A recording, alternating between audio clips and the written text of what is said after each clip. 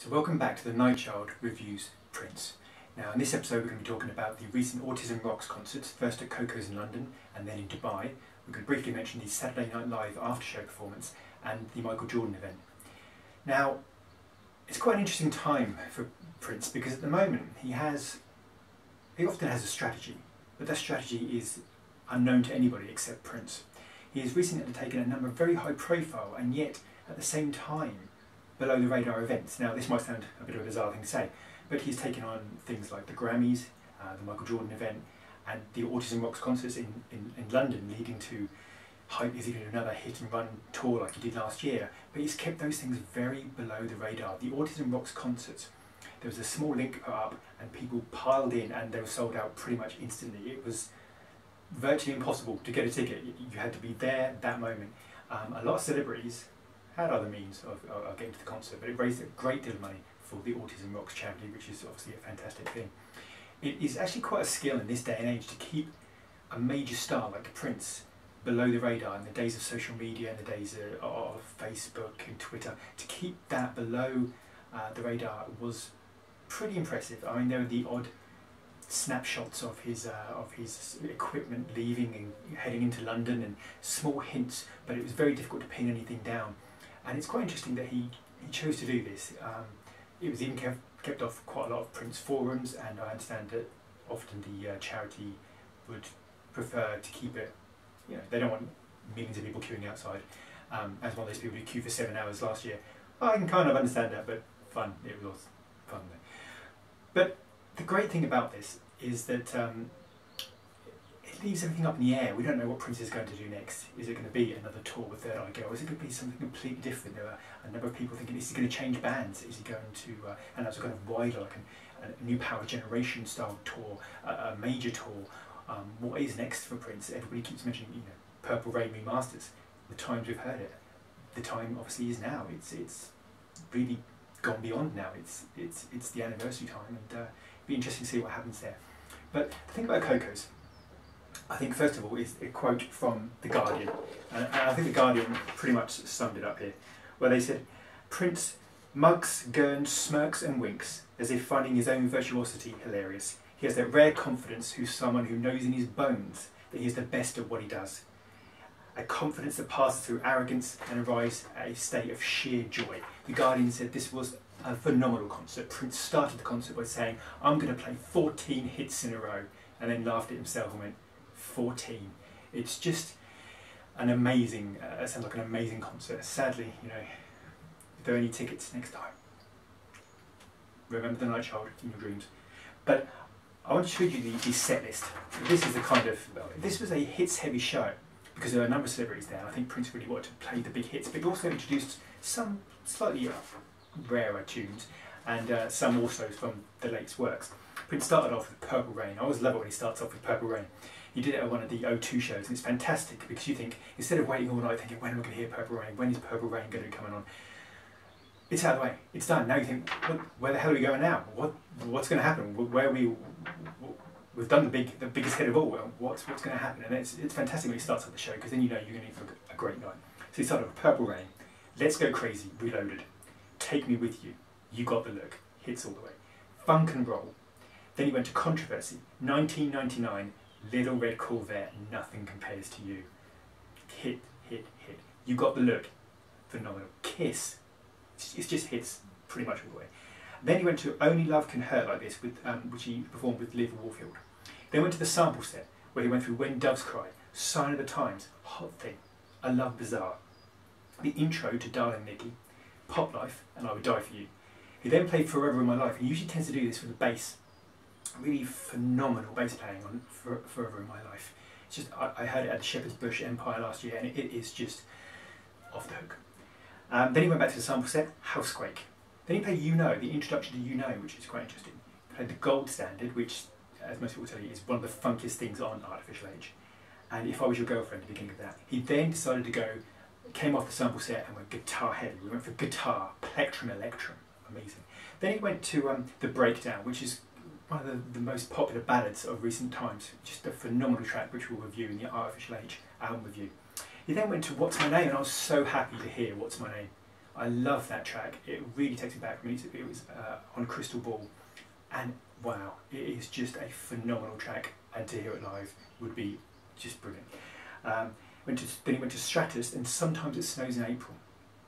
Dreamer, which is, as anyone knows, when he shreds the guitar on that song, it is phenomenal. The Hendrix-like civil rights message, just amazing, just wow.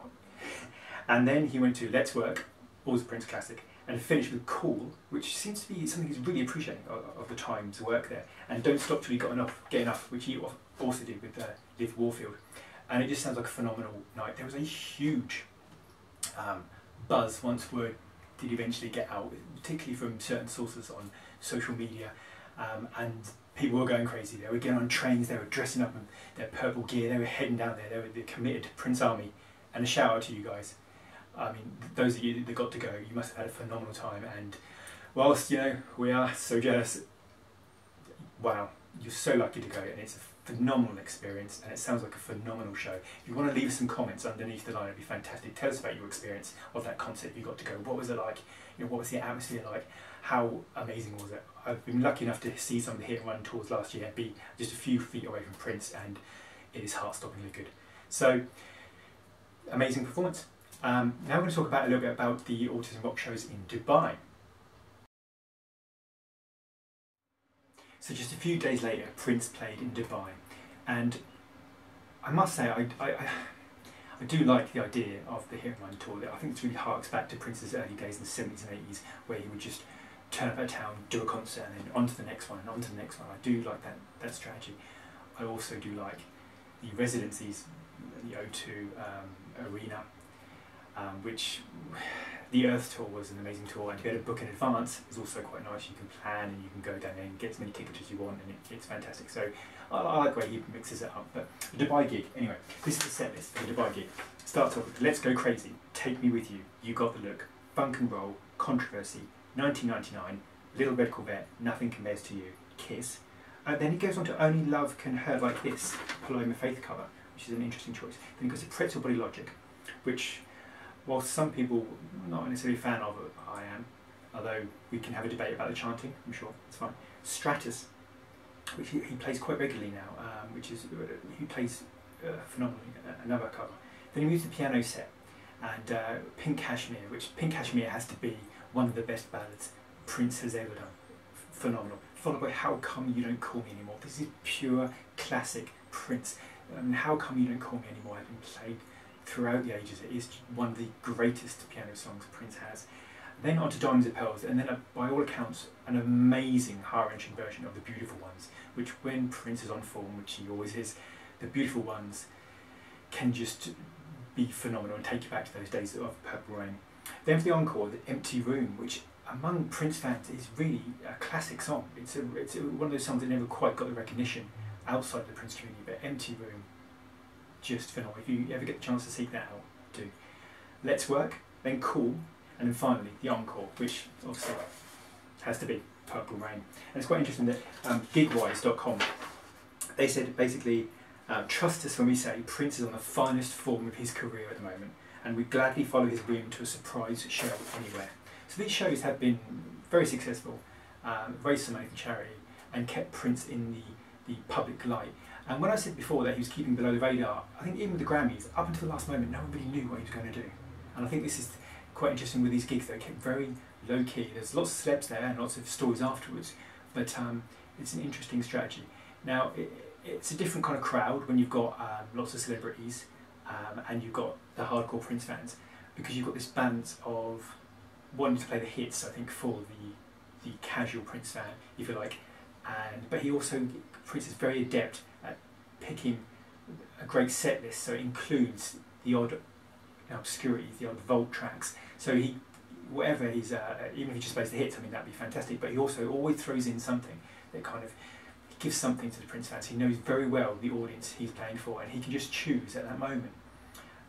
Montreal or even the O2 Arena, he can just choose that right song to surprise people and to really make Prince fans appreciate that. He did it at the Indigo shows as well, where he played Empty Room. And So that's what we've got to say about the Autism Rocks gig at Dubai. Now we could briefly mention Saturday Night Live and the Michael Jordan concert.